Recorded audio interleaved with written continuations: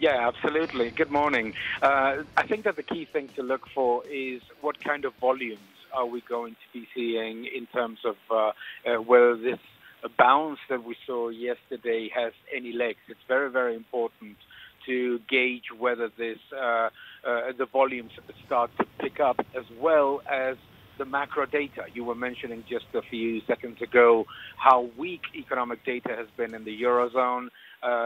So there's a double whammy that impacts the Eurozone stocks and comes from both from emerging markets, where they have a significant presence, and from the slowdown of the Eurozone. So we need to be watching those elements. What's your expectations for the Eurozone more broadly on economic growth as we move into 2019? Are you expecting to see further pressure on a number of those big economies? Because we're referencing the contraction that we saw in Germany.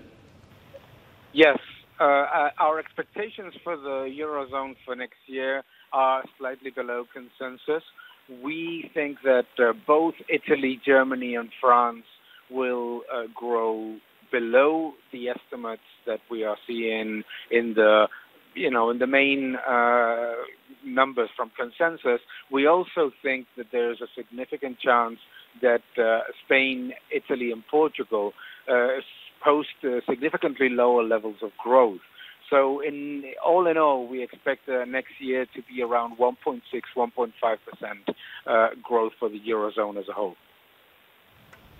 Okay, on Brexit, of course, Mrs May is heading back to Brussels at the weekend before, of course, there may be some movement on Sunday. Are you hopeful that there may be some conclusion to these negotiations, and how are you positioning ahead of that, ahead of this weekend?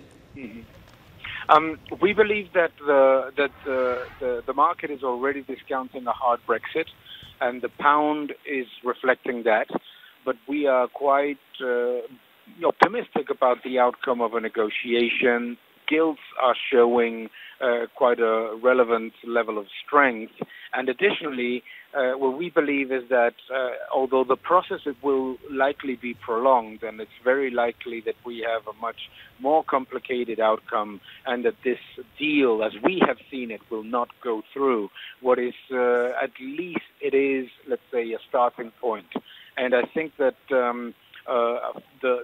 the outcome is likely to be more benign than probably what markets are discounting right now on the UK. We are quite actually more optimistic on the UK economy than on the Eurozone growth.